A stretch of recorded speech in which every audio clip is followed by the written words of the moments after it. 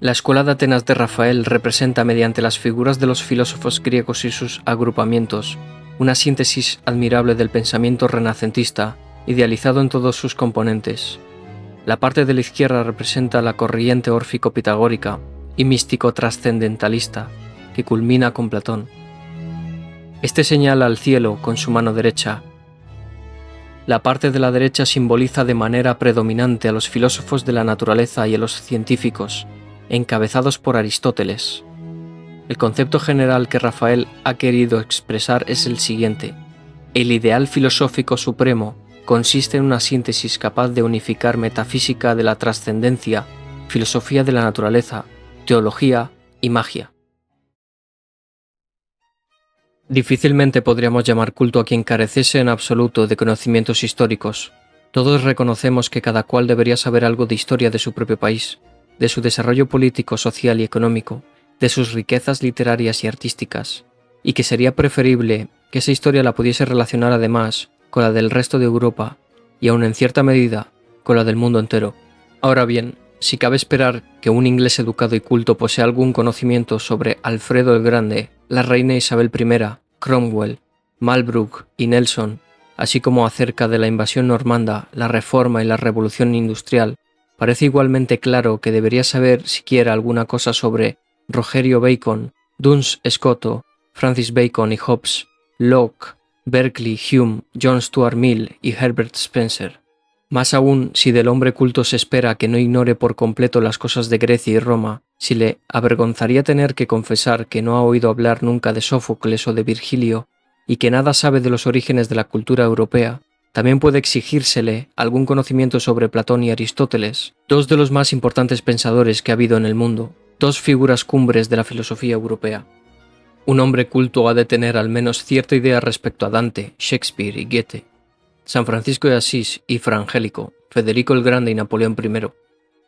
¿Por qué no hemos de esperar que sepa algo también acerca de San Agustín y Santo Tomás de Aquino, Descartes y Spinoza, Kant y Hegel?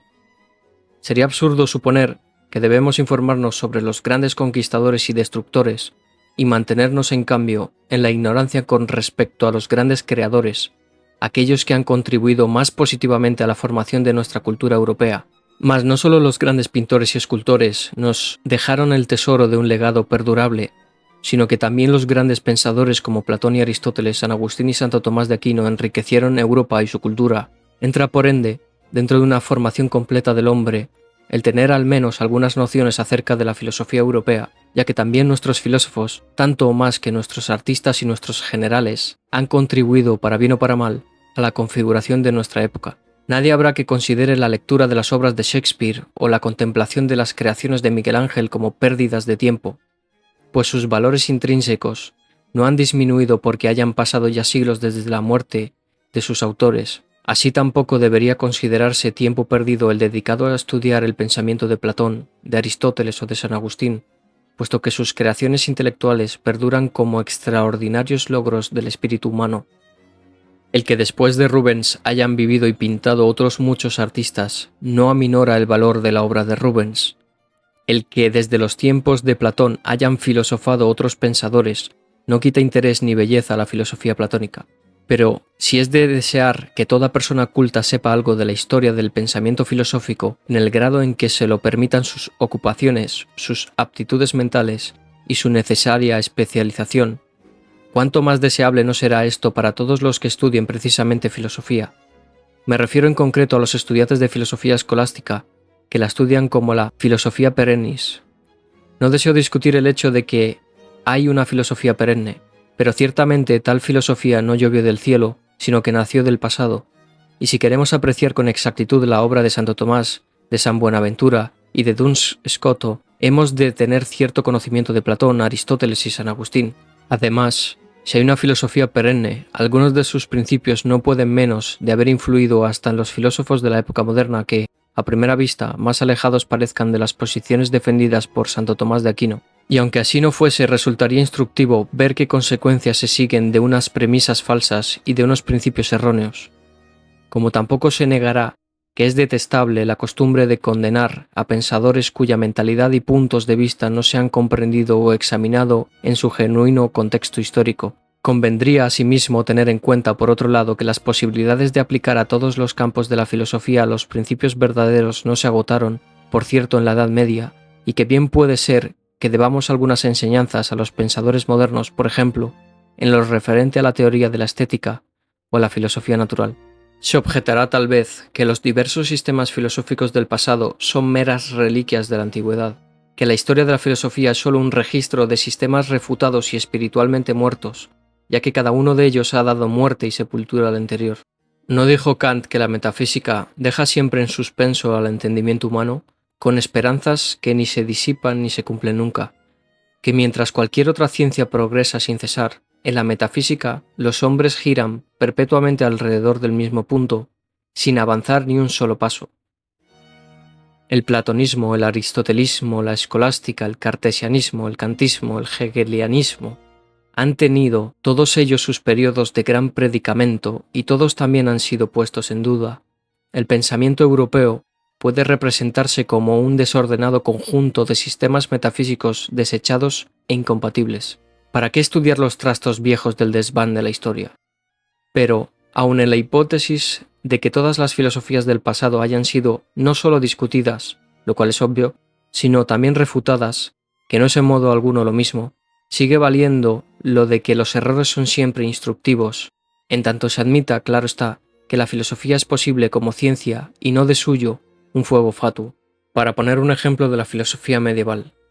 las conclusiones a que llevan por una parte el realismo exagerado y por otra el nominalismo indican que la solución al problema de los universales ha de ser entendida entre esos dos extremos. La historia del problema sirve así como de prueba experimental de la tesis aprendida en las clases. Parecidamente, el hecho de que el idealismo absoluto haya sido incapaz de explicar de un modo satisfactorio las individualidades finitas ha de ser bastante para apartar a cualquiera de meterse por la senda monista. La insistencia de la filosofía moderna en la teoría del conocimiento y en la relación sujeto-objeto, pese a todas las extravagancias a que ha conducido,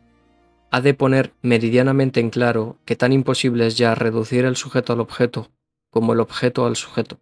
Y el examen del marxismo, no obstante lo fundamental de sus errores, nos enseñará a no despreciar la influencia que ejercen la técnica y la vida económica del hombre en las más altas esferas de la cultura humana, en especial para quien no se proponga aprender un sistema filosófico determinado, sino que aspira a filosofar, por así decirlo, ab ovo. El estudio de la historia de la filosofía es indispensable, pues sin él correrá el riesgo de meterse por callejones sin salida y de repetir los errores de quienes le precedieron, peligros que un serio estudio del planteamiento pretérito le evitará seguramente. Verdad es que un estudio de la historia de la filosofía acaso engendre cierta inclinación mental al escepticismo, pero debe recordarse que el hecho de que los sistemas se sucedan unos a otros no prueba que toda filosofía sea falsa. Si X abandona y combate la posición de Y, esto no demuestra de suyo que la posición de Y sea insostenible, puesto que X pueda haberla abandonado sin motivo suficiente o ateniéndose a unas premisas falsas cuyo desarrollo implica el alejamiento de la filosofía de Y. El que haya habido en el mundo muchas religiones, budismo, hinduismo, zoroastrismo, cristianismo, maometismo, etc., no prueba que el cristianismo no sea la verdadera. Para probarlo, haría falta refutar por completo toda la apologética cristiana, pues, lo mismo que es absurdo hablar como si la existencia de varias religiones desautorizase ipso facto la pretensión de toda religión a ser ella la verdadera, así también es absurdo hablar como si el sucederse de las distintas filosofías demostrase ipso facto que ni hay ni puede haber una filosofía verdadera. Naturalmente, al hacer esta observación no quiero decir que en ninguna otra religión salvo en la cristiana haya valores verdaderos. Es más, entre la religión verdadera revelada y la verdadera filosofía hay esta gran diferencia, que mientras la primera como revelada es necesariamente verdadera en su totalidad, en todo lo que es revelado, la filosofía verdadera puede serlo en sus líneas y principios más importantes, pero sin llegar a ser completa en ningún momento.